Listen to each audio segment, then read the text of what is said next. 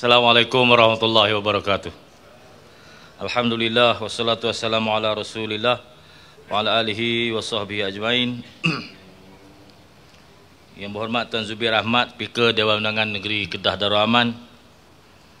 Yang berhormat Datuk Seri Haji Norizan Ghazali, Setiausaha Kerajaan Negeri Kedah Darul Aman, Sahibus Samaah Datuk Paduka Syekh Fazil Hawang, Mufti Kerajaan Negeri, Yang Ma'arif Datuk Syekh Abdul Rahman Haji Abdullah, Ketua Hakim Syar'i Negeri Kedah Darul Aman, yang berhormat ahli-ahli Majlis Mesyuarat Kerajaan Negeri, datuk-datuk, tuan-tuan, puan-puan, pegawai tertinggi, perkhidmatan awam negeri dan persekutuan, seterusnya seluruh anggota pentadbiran dan penjawat awam negeri Kedah yang dihormati sekalian. Terlebih dahulu, marilah kita sama-sama memanjatkan kesyukuran sebanyak-banyaknya kehadrat Allah Subhanahu Wa Taala yang telah mengizinkan kita melangkah ke tahun baru 2024 serta memberi peluang kepada kita bertemu pada pagi ini. Tahun 2023 telah pun kita lepasi dengan berbagai pengalaman yang harus dijadikan pedoman untuk melangkah ke tahun baru 2024 dengan keazaman yang lebih kuat. Dalam satu hadis Rasulullah sallallahu alaihi wasallam berpesan, barang siapa yang hari ini lebih baik dari semalam, dia tergolong dalam kalangan yang beruntung. Barang siapa yang hari ini sama dengan semalam, dia tergolong dalam golongan yang rugi. Barang siapa yang hari ini lebih buruk dari hari semalam, sesungguhnya dialah orang yang celaka. Dari masa ke semasa, hari ke hari, bulan ke bulan, tahun ke tahun, tidaklah wajar sama sekali kita membiarkan diri tergolong dalam orang yang rugi, apatah lagi termasuk yang celaka. Setiap kali masa berganjak, kita semakin menghampiri kematian. Segala amal perbuatan semasa hidup, baik atau buruk, akan dihisap dan dibalas. Maka tiada ada pilihan bagi kita semua selain bertaubat di atas segala kesalahan masa lalu dan berubah untuk menjadi insan yang lebih baik. Selaku penjawat awam yang memikul amanah masyarakat, kita harus sentiasa mengingati diri dengan tanggungjawab serta balasan di akhirat. Kerana dalam melaksanakan tugas seharian, apa yang kita lakukan adalah bersangkutan sama ada dosa atau pahala dengan orang lain. Dalam mana-mana jua sistem pentadbiran kerajaan, peranan penjawat awam adalah sangat penting. Tidak kira kedudukan tuan-tuan dan puan-puan, adalah pelaksana yang menggerakkan seluruh sistem operasi kerajaan, menjayakan amanah pemerintah kepada rakyat jelata. Ya, saya akui kadangkala kita letih dan rasa tertekan, namun harus diingat bahawa dalam keadaan kita mungkin berasa begitu, ada orang yang situasinya lebih buruk dan mengharapkan sokongan dan bantuan daripada kita. Tugas sebagai penjawat awam adalah satu tanggungjawab yang perlu diurus dengan sepenuh hati, rendah diri dan pengorbanan adalah menjadi tanggungjawab saya selaku ketua kerajaan untuk mengingatkan hal ini. Bagi pihak kerajaan negeri, saya sentiasa menghargai sumbangan dan khidmat yang telah diberikan oleh seluruh penjawat awam di negeri Kedah, sama ada di bawah kerajaan negeri maupun kerajaan persekutuan. Tuan-tuan, dalam memacu pembangunan negeri, kita ada visi The Greater Kedah yang sedang dilaksanakan. The Greater Kedah bukanlah gagasan jangka pendek ataupun bermotifkan politik kepartian. Ia adalah visi jangka panjang yang bertujuan membawa perubahan kepada landscape sosioekonomi negeri ke tahap yang lebih tinggi dalam usaha membawa kesejahteraan dan kemakmuran kepada rakyat dan negeri ini. Kedah, sebagaimana yang kita telah ketahui, satu ketika dulu pernah menempa rekod antara pemerintahan paling maju dalam sejarah dunia. Kedah adalah tamadun terawal Asia Tenggara dan mengecap status sebuah negara industri berasaskan besi seawal tahun 786 sebelum Masihi. Ketika itu Rom dan Parsi masih lagi wilayah kuno dan tidak bertamadun di Eropah dan di Asia Barat. Inilah Kedah, negeri yang dipusakakan kepada kita hari ini. Walaupun keadaannya tidak sama, ia bukanlah bermakna kita harus membiarkan negeri tercinta ini begini selama-lamanya. Adalah memilukan apabila negeri yang satu ketika pernah begitu hebat, kuat dan paling maju, kini dikenali negeri yang kedua termiskin di Malaysia. Kita ada pelbagai sumber untuk membangunkan negeri ini. Hasil pertanian, hasil bumi, kawasan industri berteknologi tinggi, 2 pintu sempadan sebagai laluan keluar masuk, import dan ekspor, serta pulau bebas cukai.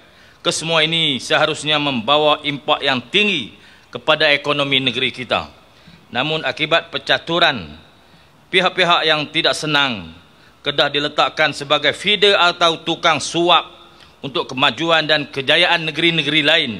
Kita diletakkan sebagai negeri pengeluar padi untuk dibekalkan ke seluruh negara, sedangkan negeri kita sendiri terus kekal sebagai negeri miskin.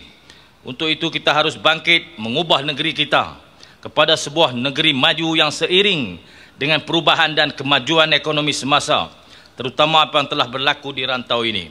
Thailand akan membina land bridge atau jambatan darat yang akan menghubungkan Laut Andaman dengan Teluk Siam. Ini akan memberi kesan yang besar kepada negara kita. Kedah Aerotropolis yang termasuk dalam komponennya lapangan terbang antarabangsa Kulim KXP adalah langkah persiapan yang mampan untuk lonjakan ekonomi negara pada masa depan. InsyaAllah, jika usaha ini berjaya direalisasikan, kita akan dapat melihat sebuah negeri Kedah yang paling maju dalam tempoh beberapa tahun lagi. Inilah visi kerajaan negeri menggagaskan The Greater Kedah sebagai hala tuju untuk kita bersama-sama bekerja keras mengembalikan semula kegemilangan negeri yang kita cintai ini. Tuan-tuan dan puan-puan sekalian, dalam usaha merealisasikan visi ini, kerajaan negeri telah menubuhkan satu jawatan kuasa pemandu untuk mengkoordinasikan dan mengintegrasikan segala data dan informasi berkaitan The Greater Kedah. Jawatan kuasa ini dipengerusikan oleh Yang Berhormat Dr. Haim Hilman Abdullah. Fungsinya adalah untuk mengorganisasikan segala inisiatif The Greater Kedah bagi memastikan setiap perancangan dilaksana dengan lancar, tepat dan signifikan. Kita harap The Greater Kedah akan mencapai matlamat. Kita tidak boleh lagi sekadar berbangga dengan catatan dalam buku-buku sejarah, kerana apa yang lebih penting ialah kehidupan rakyat pada masa ini dan anak cucu kita pada masa depan. Untuk menjayakan misi ini, kita perlu fokus dengan sasaran mengimplementasi setiap perancangan dengan sebaik-baiknya, berpandukan 17 matlamat Sustainable Development Goals yang telah ditetapkan. Matlamat akhir kita ialah menjadikan Kedah sebuah negeri yang sejahtera dan berdaya huni menjelang tahun 2035. Justru saya mengharapkan tuan-tuan dan puan-puan semua dapat menjiwai semangat The Greater Kedah dan menghayati setiap perancangan yang telah diatur bagi memastikan matlamat gagasan ini dapat dijayakan sebagaimana yang kita impikan. Kita tidak boleh membiarkan The Greater Kedah disalah anggap hanya retorik politik, sedangkan apa yang diusahakan adalah untuk rakyat, untuk menggemilangkan semua negeri kita, supaya rakyat Kedah hidup sejahtera, makmur, maju dan bahagia. Walaupun saya ahli politik, fokus saya adalah untuk rakyat. Kedudukan sebagai Menteri Besar bukan untuk kepentingan diri, tetapi tanggungjawab kepada negeri dan masyarakat. Jawatan boleh datang dan pergi pada bila-bila masa, tetapi apa yang lebih penting ialah amanah dan tanggungjawab yang diberi. Saya mahu meninggalkan sesuatu yang bermakna dan bermanfaat untuk negeri dan rakyat dalam jangka panjang. Untuk merealisasikan impian ini, tuan-tuan dan puan-puan adalah pasukan atau teammate saya. Marilah kita bekerja keras untuk menjayakan usaha ini dengan budi dan jasa yang ditinggalkan. Mudah-mudahan ini akan dikira sebagai amal bakti dengan pahala yang terus mengalir setelah kita tidak ada lagi di muka bumi ini. Tuan-tuan sekalian, plan pembangunan Kedah 2035 sebagai pengisian kepada gagasan The Greater Kedah adalah berkonsep pendekatan bottom up yang menekankan keperluan perancangan dan pelaksanaan di peringkat akar umbi dengan perancangan yang telah dibentuk berasaskan kekuatan dan kelebihan yang ada di setiap daerah. Saya harapkan semua pihak di peringkat daerah dapat lebih proaktif, terutama dalam usaha memastikan setiap pelaksanaan memberi manfaat sepenuhnya kepada rakyat. Setiap inisiatif yang kita lakukan harus memenuhi konsep kedah sejahtera, nikmat untuk semua, dan kedah negeri orang miskin berteduh, negeri orang kaya menabur bakti. Kita haruslah meletakkan sasaran, bekerja dengan ikhlas dan berkesan dalam mempermudahkan urusan kehidupan orang lain, sebagaimana pesan Rasulullah sallallahu alaihi wasallam, sesiapa yang melepaskan saudara mukmin daripada kesusahan di dunia, Allah akan lepaskan daripada kesusahan pada hari akhirat. Tuan-tuan, puan-puan yang saya hormati sekalian, sekalung tahniah dan setinggi-tinggi penghargaan saya ucapkan kepada semua agensi dan staf yang terlibat dalam usaha membawa masuk pelaburan ke Kedah sepanjang tahun 2023. Bagi tempoh suku ketiga Januari hingga September 2023, Kedah berada pada kedudukan teratas dalam senarai pelaburan negara dengan nilai pelaburan sebanyak 21 bilion ringgit. Ia adalah peningkatan sebanyak 75% berbanding tempoh sama tahun 2022. Dengan sasaran pelaburan tahunan 10 bilion ditetapkan di bawah plan pembangunan Kedah 2035, pencapaian 2023 telah meletakkan kita berjaya mencapai sasaran tanpa pernah gagal sejak tahun 2021, yaitu tahun bermulanya pelaksanaan plan pembangunan Kedah 2035. Daripada jumlah 21 bilion itu, 19.38 bilion adalah FDI atau pelaburan langsung asing, manakala 1.64 bilion adalah pelaburan DDI atau domestik. Pencapaian ini jelas membuktikan bahawa negeri Kedah sentiasa menjadi pilihan pelabur, terutama dari luar.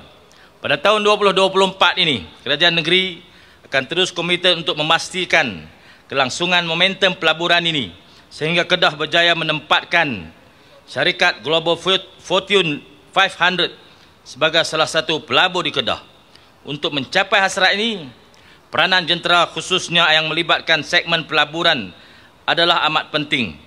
Jabatan dan agensi seperti Bahagian Perancang Ekonomi Negeri BPEN, Invest Kedah Berhad IKB, Perbadanan Kemajuan Negeri Kedah PKNK, pihak berkuasa tempatan Kulim Technology Park Corporation, agensi-agensi teknikal negeri dan persekutuan perlu bergerak dengan prinsip yang sama, iaitu Kedah Mesra Pelabur. Dalam menjayakan misi ini, kerajaan negeri akan menumpukan usaha memastikan semua jentera pelaburan negeri bergerak seiring di bawah satu payung Kedah One Investment Team.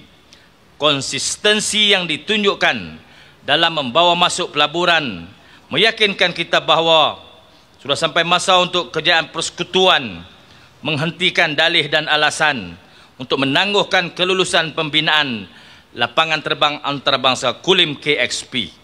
Pencapaian dengan kesungguhan yang ada di pihak kerajaan negeri membuktikan potensi yang ada di Kedah untuk memberi impak besar kepada lonjakan ekonomi negara dengan adanya lapangan terbang kargo yang kita hasratkan. Kunjungan saya bersama delegasi KXP ke beberapa negara termasuk terbaru ke Itali telah memperlihatkan minat yang mendalam komuniti industri logistik dan penerbangan antarabangsa terhadap konsep lapangan terbang yang akan kita bangunkan. Ramai pemain industri telah memberikan komitmen untuk menanam modal di Sidam Logistik Aerospace and Manufacturing Hub yang akan kita bina sebagai salah satu komponen Kedah Aerotropolis. Tuan-tuan sekalian, bagaimana yang sering disebutkan, kerajaan negeri sentiasa komited untuk memenuhi setiap keperluan rakyat. Untuk itu kita perlukan dana yang besar dan mencukupi. Dalam keadaan sekarang, hasrat itu masih sukar untuk direalisasikan sepenuhnya, memandangkan kutipan hasil negeri agak terhad.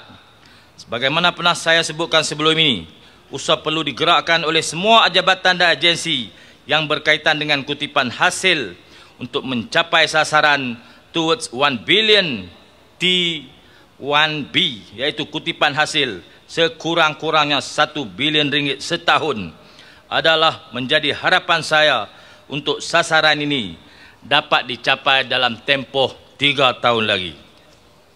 Apabila bercakap mengenai hasil negeri, 65% daripada kutipan hasil adalah hasil tanah, iaitu cukai, premium, fee, royalty dan lain-lain. Bermula 1 Januari 2024, kerajaan negeri telah menguatkuasakan cukai petak bagi menggantikan cukai tanah ke atas hak milik serata di negeri ini. Takat ini terdapat 196 skim dan 7,496 petak serata telah didaftarkan dan dikeluarkan daripada senarai hak milik.